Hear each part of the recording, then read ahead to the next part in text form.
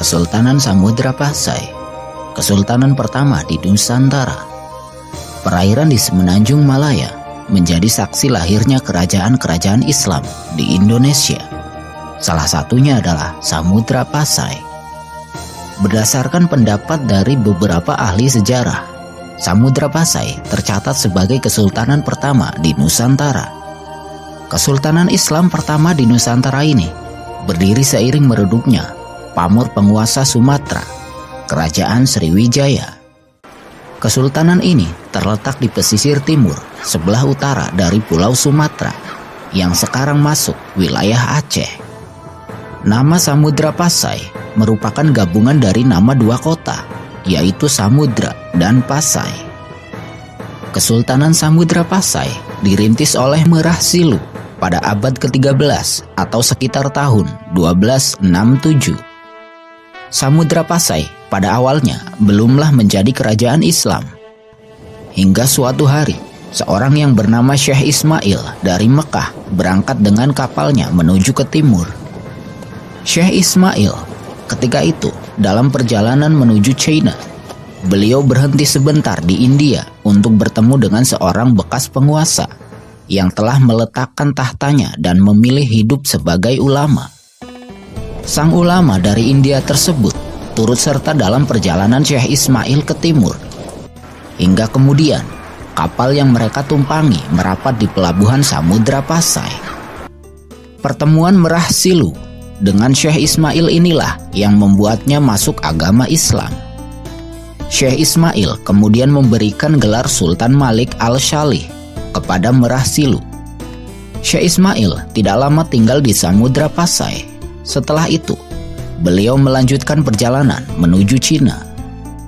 Sedangkan ulama dari India tetap tinggal untuk menyebarkan agama Islam di Samudra Pasai. Pelan tapi pasti, para penduduk Samudra Pasai pun memeluk agama Islam. Dalam catatan sejarah, pusat pemerintahan Samudra Pasai terletak di muara Sungai Pasangan. Sebagai kerajaan pesisir, Samudra Pasai juga mengandalkan perdagangan melalui pelabuhannya. Pada masa-masa awal tersebut, Samudra Pasai sudah memiliki hubungan dagang dengan kerajaan lainnya di Nusantara dan kerajaan dari berbagai belahan dunia lainnya seperti Cina, Arab, Syam, dan India. Para pedagang dari berbagai belahan dunia itu datang ke Samudra Pasai untuk membeli komoditas seperti lada, kapur barus, dan emas. Seiring meningkatnya laju perdagangan, Samudra Pasai tidak melupakan unsur penting lainnya, yaitu kekuatan militer angkatan laut. Perdagangan tidak akan berkembang jika tidak didukung oleh keamanan. Maka dari itu, Samudra Pasai membangun angkatan lautnya dan berhasil mengendalikan perairan di sekitar semenanjung Malaya. Selama kepemimpinannya, Sultan Malik Al-Shalih berhasil membawa Samudra Pasai pada stabilitas politik dan ekonomi. Dan satu hal penting lainnya yang dicatat dalam sejarah Nusantara adalah penyebaran agama Islam secara masif di Samudra Pasai.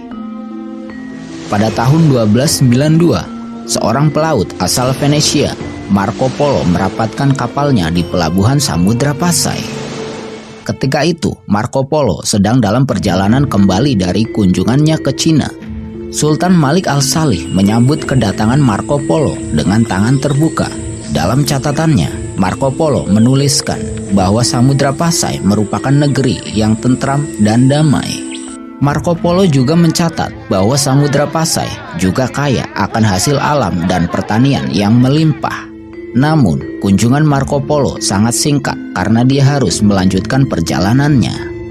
Tahun 1297, Sultan Malik Al-Shalih meninggal dunia. Selain sebagai perintis, Sultan pertama Samudra Pasai itu berhasil mengokohkan pondasi kerajaan yang kelak diwarisi oleh para penerusnya. Jenazah Sultan Malik Al-Shalih dimakamkan di Gampong Samudra. Sepeninggal Sultan pertama, tahta kerajaan dilanjutkan oleh Sultan Al-Malik Az-Zahir pertama, atau dikenal juga dengan nama Sultan Muhammad pertama.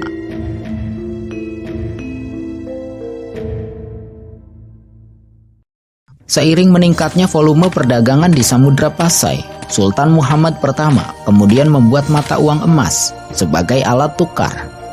Penggunaan mata uang emas ini untuk memudahkan transaksi antar negara, dan setiap uang emas yang dikeluarkan tertulis nama Sultan Samudra Pasai yang sedang berkuasa.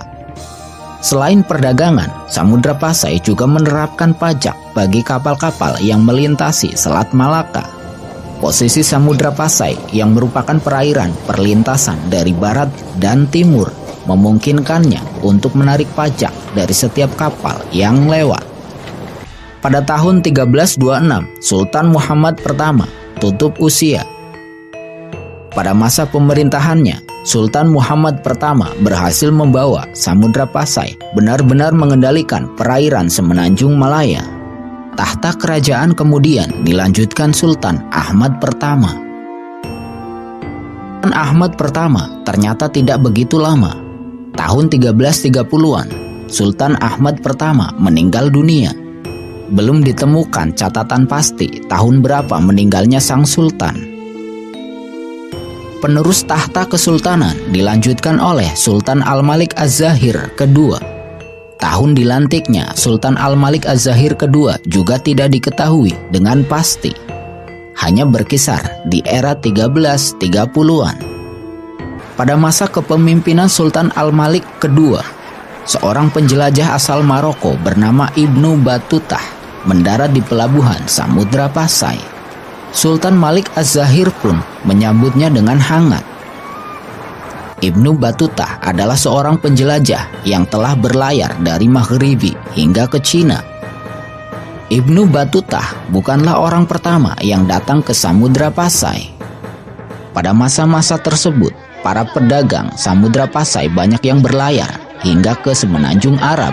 Begitupun sebaliknya, informasi tentang Samudra Pasai dan jalur pelayarannya sangat memadai di kalangan pada pedagang Arab. Ibnu Batutah menulis Samudra Pasai sebagai kerajaan muslim berdaulat yang berada di Pulau Sumatera. Ibnu Batutah hanya beberapa minggu berkunjung di Samudra Pasai. Setelah itu, beliau melanjutkan perjalanannya ke Cina. Sultan Malik pun memberikan bekal makanan yang cukup banyak untuk kapal yang ditumpangi Ibnu Batutah. Catatan Ibnu Batutah tentang Samudra Pasai memberikan banyak petunjuk tentang keberadaan kesultanan pertama di Nusantara ini. Tahun 1349, Sultan Al-Malik Az-Zahir kedua meninggal dunia.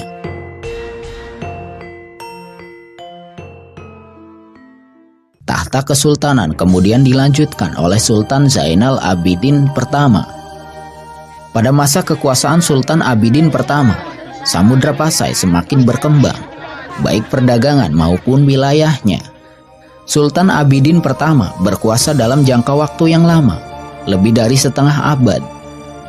Pada masa pemerintahan Sultan Abidin pertama inilah, sebuah kerajaan baru muncul di semenanjung Malaya. Kerajaan baru tersebut kelak akan dikenal dengan nama Kesultanan Malaka. Samudra Pasai juga sempat dipimpin oleh seorang perempuan tahun 1406. Setelah mangkatnya Sultan Abidin pertama, tahta Samudra Pasai dipegang oleh Ratu Nahrasyah. Meskipun tidak begitu lazim sebuah kesultanan dipimpin perempuan, namun Samudra Pasai tetap stabil dan perdagangan tetap berkembang dengan baik. Ratu Nahrasyah merupakan perempuan pertama di Nusantara yang menjadi pemimpin sebuah kerajaan Islam. Beberapa catatan sejarah juga menulis bahwa di masa kekuasaan sang ratu inilah Samudra Pasai mencapai masa keemasannya. Ratu Nahrasyah berkuasa sampai wafatnya pada tahun 1428. Tahta kesultanan dilanjutkan oleh Sultan Zainal Abidin kedua. Pada masa kekuasaannya, sejarah juga mencatat masa-masa gemilang Samudra Pasai. Perkembangan Samudra Pasai lambat laun mendapatkan kompetitornya dari semenanjung Malaya. Kesultanan Malaka pelan-pelan mulai berkembang baik secara politik dan ekonomi. tahun 1438, Sultan Zainal Abidin II meninggal dunia. Sultan Salahuddin kemudian naik tahta. Namun, peta kekuatan ekonomi dan politik segera berubah di perairan Semenanjung Malaya. Pelabuhan Malaka semakin ramai, sehingga kekuatan maritim di Semenanjung Malaya mulai bergeser ke Malaka. Surutnya kekuatan Samudra Pasai dimanfaatkan oleh Malaka ketika Sultan Muhammad Iskandar Shah memimpin Malaka. Beliau menikahi salah satu putri dari Samudra Pasai. Pernikahan politik ini berhasil membuat Samudra Pasai menjadi bagian dari Kesultanan Malaka. Pada tahun 1511 Masehi, armada perang Portugis di bawah pimpinan Alfonso de Albuquerque menyerbu Malaka. Malaka yang akhirnya jatuh ke tangan Portugis membuat Samudra Pasai terancam oleh kekuatan Eropa. Ketika itu, Samudra Pasai dipimpin oleh Sultan Ahmad V. Keberhasilan Portugis di Malaka membuat mereka mengincar Samudra Pasai. Tahun 1521 Masehi, 10 tahun setelah jatuhnya Malaka, Portugis melancarkan serangan ke Samudra Pasai. Sultan Ahmad ke-6, penguasa Samudra Pasai, tidak mampu menahan serbuan Portugis. Sebagaimana nasib Malaka, sepak terjang Samudra Pasai di Semenanjung Malaya pun berakhir sudah. Kesultanan Samudra Pasai sempat menjadi pusat pendidikan agama Islam di Nusantara. Beberapa penyebar agama Islam di Nusantara sempat belajar di Samudra Pasai. Misalnya adalah Fathahillah atau yang dikenal sebagai Sunan Gunung Jati.